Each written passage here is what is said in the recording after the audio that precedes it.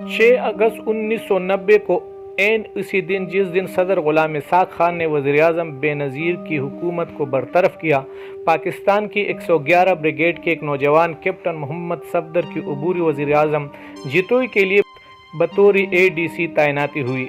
اس دن وہ صدارتی محل پہنچے جہاں بریگیڈیئر نثار نے ان کا استقبال کیا۔ اسی روز حلف برداری کی روایتی تقریب کے بعد انہیں عبوری وزیر اعظم سے متعارف کرایا گیا۔ وزیر اعظم ہاؤس میں دیگر حکومتی ارکان کے ساتھ تعارف کے علاوہ وہ نئے تعینات ہونے والے deputy military secretary lieutenant colonel Ashfaq Parvez Kayani سے بھی ملے، جنہوں نے بعد میں بغیر مارشل لا لگائے پاکستانی فوج کی طویل ترین سربراہی کی۔ ان دونوں کو اس وقت کے فوجی سربراہ جنرل اسلم بیگ کی جانب سے تعینات کیا گیا تھا اور بعد ازاں یہ دونوں ہی اپنے اپنے طور پر اہم اور با اثر ثابت ہوئے۔ کیپٹن ریٹائرڈ صفدر اس وقت کو یاد کرتے ہوئے بیان کرتے ہیں کہ وہ میرے استاد جیسے تھے۔ کچھ عرصہ ایک ساتھ کام کرنے کے بعد لیفٹیننٹ کرنل کیانی کو دوبارہ فوجی ذمہ داریاں دے دی گئی، تاہم کیپٹن صفدر وزیر اعظم ہاؤس میں ADC کی حیثیت سے اپنی خدمات انجام دیتے رہے۔ ان کی دوبارہ ملاقات صدارتی محل میں ہوئی، جہاں 5 جون 2013 کو وزیر اعظم نواز شریف اپنے عہدے کا حلف اٹھا رہے تھے۔ نوجوان کیپٹن صفدر 27 سال کے تھے اور وہ نہایت خوبصورت تھے۔ وزیر اعظم ہاؤس میں فرائض کے آغاز پر کیپٹن صفدر کو علیحدہ رہائش گاہ دی گئی۔ انہوں نے وزیر اعظم کے عملے سے ایک الماری کا تقاضا کیا جہاں وہ اپنی استری شدہ وردی کو ٹانگ سکے، اور جلد ہی انہیں ایک تالا لگی الماری دے دی گئی۔ انہیں بتایا گیا کہ اس کا انتظام سن ہاؤس سے کیا گیا ہے، جہاں یہ محترمہ بے نظیر بھٹو کے زیر استعمال تھی۔ جب نوجوان کیپٹن صفدر نے اس الماری کے تالے کو کھولا تو انہیں اس میں سفید سونے کے زیورات اور محترمہ بے نظیر بھٹو کی خاندانی تصاویر کے کچھ البم ملے۔ کیپٹن صفدر نے فی الفور وزیر اعظم ہاؤس کی ملٹری آفیسر کو مطلع کیا اور یہ قیمتی زیورات اور تصاویر باضابطہ طریقہ کار سے ایک تحریری نوٹ کے ہمراہ واپس کر دیے۔ ملٹری آفیسر نے یہ معاملہ وزیر اعظم کے سامنے رکھا اور انہوں نے یہ تمام چیزیں بے نظیر بھٹو صاحبہ تک پہنچانے کا فی الفور حکم دیا۔ حکم کی تعمیل ہوئی اور تمام اشیاء بے نظیر بھٹو تک پہنچا دی گئی۔ انہیں یہ بتایا گیا کہ یہ تمام اشیاء فوج کے ایک نوجوان کیپٹن صفدر کو ملی تھی۔ کچھ دن بعد اسی الماری کے دوسرے دروازے سے ہیرے کی انگوٹیاں ملی۔ صفدر نے دوبارہ اپنی طریقہ کار اپنایا اور وہ تمام چیزیں بے نظیر بھٹو تک پہنچا دی گئی۔ یہ تمام خصوصیات وزیر اعظم سمیت اعلیٰ عہدیداران کے علم میں تھی کہ نوجوان کیپٹن صفدر نہ صرف پیشہ ورانہ صلاحیت کا حامل افسر ہیں بلکہ ایماندار اور اعلیٰ اقدار کا مالک انسان بھی ہے۔ جلد ہی ان کے نگران وزیر اعظم جتوئی سے قریبی تعلقات قائم ہو گئے۔ 24 اکتوبر 1990 کے عام انتخابات کے بعد نواز شریف نے بحیثیت اسلامی جمہوری اتحاد کے سربراہ اور وزیر اعظم کا عہدہ سنبھالا۔ نئے وزیر اعظم اپنے عہدہ سنبھالنے والے تھے۔ نوجوان کپتان نے فوج کے اہم پیشہ ورانہ تربیتی کورسز پورے نہیں کیے تھے۔ انہوں نے وزیر اعظم سے درخواست کی کہ انہیں سول سروسز بھیج دی جائے۔ قانون کے مطابق وزیر اعظم جسے چاہے سول سروسز میں بھیج سکتا ہے، تاہم فوج کے اس مقصد کے لیے اپنے قواعد و ضوابط ہیں۔ نگران وزیر اعظم جتوئی نے chief of army staff general Aslam Beg کو خط لکھا جس میں سفارش کی گئی کہ کیپٹن صفدر کو سول سروسز میں تعینات کیا جائے۔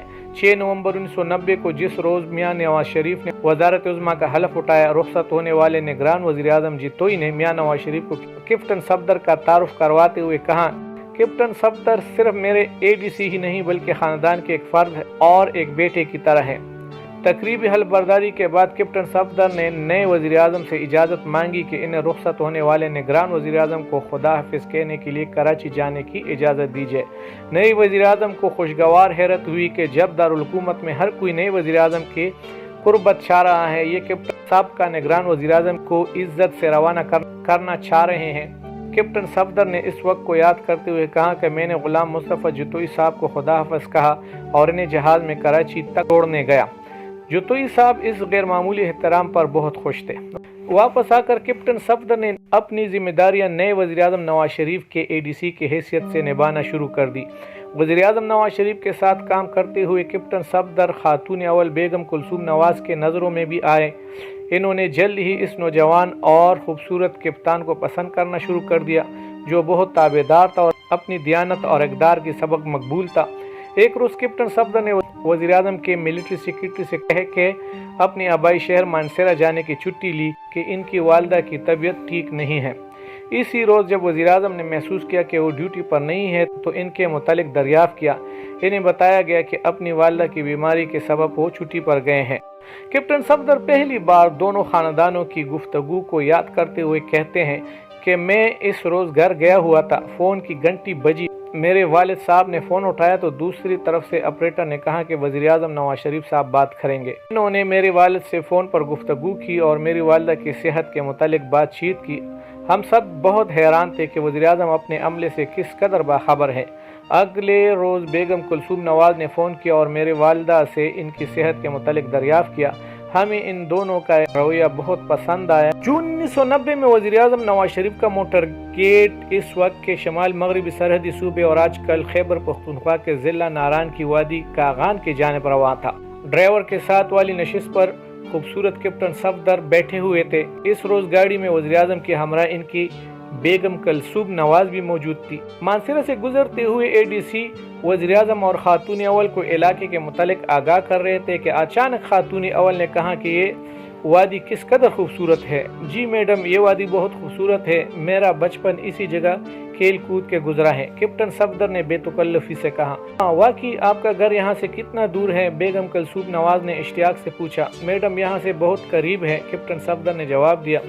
तो फिर चले हमें अपना घर दिखा दे, बेगम कुलसूम नवाज ने कहा और वज़ीर-ए-आज़म ने भी अहलिया की तजवीज़ से इत्तेफाक किया। वज़ीर-ए-आज़म का मोटर कारवान कैप्टन सफदर के घर के करीब जा रुका। कैप्टन सफदर गाड़ी से निकलकर दौड़ के वज़ीर-ए-आज़म और इनकी अहलिया से पहले ही अपने घर पहुंचकर अपने वालिदैन को इत्तला करने पहुंच गए कि हमारे घर में आज वीआईपी मेहमान आए हैं। इनकी वालिदा किसी बुजुर्ग के मज़ार पर फातिह ख्वानी के लिए गई थी। इनके वालिद जो कि मुताले के शौकीन थे और उर्दू के शायर थे, वो अपनी लाइब्रेरी में बैठे किताब पढ़ रहे थे। अब्बा जान वज़ीर-ए-आज़म और इनकी अहलिया आए हैं। यूनिफॉर्म में मलबूस कैप्टन सफदर ने 10 मरले के मकान में वाक़ मुताले के कमरे में मौजूद अपने बाप को हैरान करते हुए सरगोशी की। इसहाक मसरूर जो कि यूटिलिटी स्टोर से रिटायर मुलाजिम थे, जल्दी से अपने घर से बाहर आए। कैप्टन सफदर ने अपने वालिद को मियाँ साहब और इनके अहलिया से तारुफ कराया। इनकी वालिद ने दोनों मियाँ बीवी का इस्तकबाल किया और इन्हें घर ले जाते हुए कहा कि अगर वो पहले इतला कर दे तो इनके लिए बाकायदा इंतजाम किए जाते हैं। चूँकि इनके वालिदा भी घर पे नहीं थी, लिहाजा वज़ीर-ए-आज़म और उनकी अहलिया वहाँ से 10-15 मिनट रुके और फिर वादी कागान की तरफ अपने एडीसी के हमरा रवाना हो गए थे। सफदर ने वज़ीर-ए-आज़म के साथ जिम्मेदारी जारी रखी। तुम अपनी नौकरी छोड़ क्यों नहीं देते और हमारे साथ हमेशा के लिए क्यों नहीं रह जाते? नवाज शरीफ सफदर को मशवरा देते हैं। जब सर मुझे अपने वालिद से इजाज़त लेना होगा, कैप्टन सफदर आहिस्तगी से कहते हैं। वज़ीर-ए-आज़म कहते हैं कि वो अपने वालिद से इजाज़त ले ले और फिर इन्हें इत्तला करें। वज़ीर-ए-आज़म हाउस पहुंचकर कैप्टन सफदर अपने वालिद को फ़ोन करते हैं और वज़ीर-ए-आज़म के राय से आगाह करते हुए इनसे इजाज़त मांगते हैं। ठीक है, तुम वही करो जो मियाँ नवाज शरीफ कहते हैं, इनके वालिद इसहाक मसरूर ने इनसे कहा। कैप्टन सफदर ने वज़ीर-ए-आज़म को मुतल्ला किया तो वो मुस्कुराने लगे और कहा कि अपने वालिद का शुक्रिया अदा करें।